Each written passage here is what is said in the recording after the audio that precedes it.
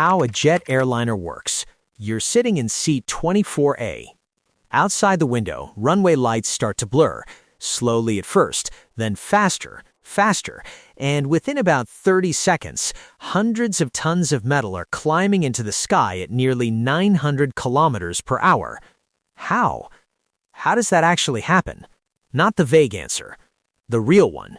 Today we're going system by system through a modern jet airliner, from the bones of the airframe all the way to the emergency gear you hope you never need. Welcome to Daily Demystify. Let's go. It all starts with the airframe, the skeleton the entire aircraft is built around. Think of it like the frame of a building, except it needs to be light enough to fly and strong enough to survive forces that would tear most structures apart. Thousands of precisely shaped panels are riveted onto a lightweight internal structure. A lot of these panels are made from carbon fiber composite, a material that's stronger than steel but weighs a fraction as much. Aluminum alloys fill in the rest, depending on where you are on the plane. Running from nose to tail are long structural beams called longerons, supported by vertical frames that give the fuselage its familiar tube shape.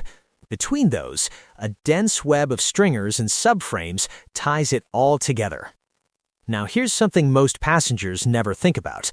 At cruising altitude, the air pressure outside the plane drops to around 4 psi. We're built for 14. So the aircraft has to maintain its own internal pressure, and it does this for the cockpit, the cabin, the cargo hold, and the equipment bays. Reinforced pressure bulkheads act as sealed walls separating the pressurized interior from areas that don't need it, like the nose cone, the tail section, and the landing gear bays. The wings attach near the middle of the fuselage through a structure called the center wing box, a critical junction point that takes enormous stress. Flexible spars run from there all the way to the wingtips, one along the front edge of the wing and one along the back. The wings generate lift, but they're also covered in movable surfaces that give the pilots precise control over everything the aircraft does in the air. The three primary flight control surfaces are the ailerons, elevators, and rudder. Ailerons sit on the wings and control roll, banking left and right. They work opposite each other. One goes up while the other goes down. Elevators on the tail handle pitch, tilting the nose up or down. And the rudder, also on the tail, controls yaw, rotating the aircraft around its vertical axis. Then there's what's called the high lift system, which is critical during takeoff and landing. Slats extend from the leading edge of the wing, and flaps fold outward from the trailing edge. Both curve downward, completely changing the wing's aerodynamic profile, generating far more lift at low speeds and dramatically reducing the risk of a stall during those critical few minutes near the ground. Spoilers on the top of the wing assist with roll and double as air brakes during descent. And a special set of ground spoilers near the fuselage activates on landing. They kill lift almost instantly, pushing the plane down onto the runway so the wheel brakes can actually do their job. Quick pause. If you're getting value from this, a like genuinely helps this channel reach more people who are curious about how the world works. And if you want every major system of modern life broken down like this, hit subscribe. New video every week. All right, let's talk about what's actually pushing this thing through the air. A modern airliner runs on turbofan engines. The front fan sucks in a massive volume of cold air. Most of it bypasses the core entirely for efficiency, while the rest gets compressed, mixed with fuel, and ignited. The resulting combustion blasts exhaust out the back, and that's your thrust. Right at the moment of touchdown, thrust reversers deploy. The outer casing of the engine slides backward, which opens a ring of angled flaps that redirect the airflow forward instead of backward, essentially using the engine itself as a brake. Combined with everything else happening in those first few seconds after landing, it dramatically shortens the stopping distance. As for the fuel itself, a mid-size airliner carries over 21,000 liters of jet fuel, stored inside the wings and a center tank in the fuselage. The same internal ribs that give the wing its structure act as baffles, preventing the fuel from sloshing violently during maneuvers. Getting that fuel to the engine efficiently is its own engineering challenge. Small collector tanks in each wing stay constantly full, supplied by a cascade of transfer pumps running from the center tank outward. Some of these pumps, called motive flow pumps, have zero moving parts. They work entirely on pressure differentials, which makes them extremely reliable. Electrical backup pumps sit ready in case anything fails. One more detail that surprised me: after refueling, the air inside the tanks is replaced with nitrogen-rich air.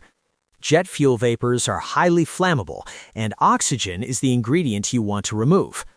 The engines bleed pressurized air from their own compressors, strip out most of the oxygen through a separation module, and pump the resulting nitrogen-rich gas into the tanks.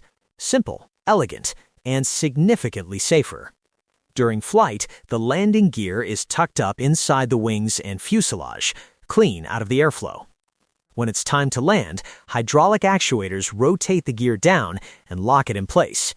A hinged side brace and locking stay hold everything rigid under the enormous forces of touchdown. The struts are filled with nitrogen and oil, functioning as giant shock absorbers.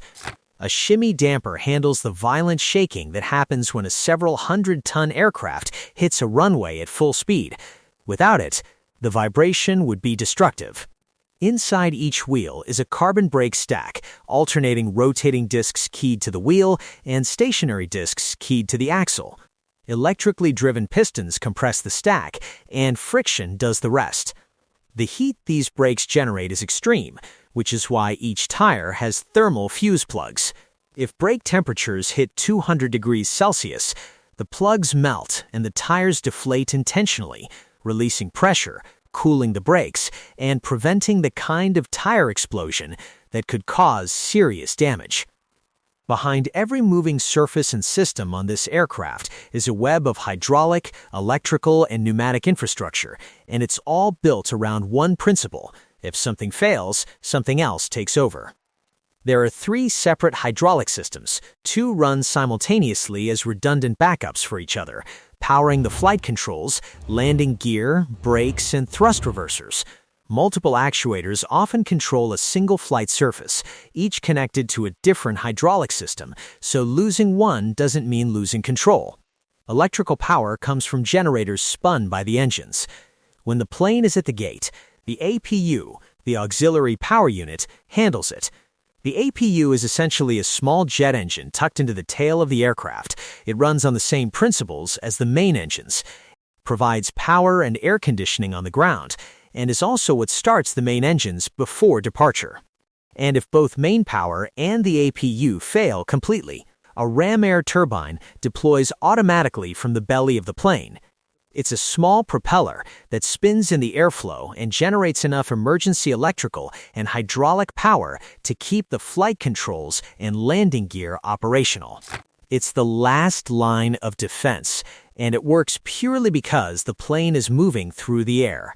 The cabin air system taps pressurized air from the engine compressors, cools it through heat exchangers in the wing to body fairings, and circulates it through the cabin.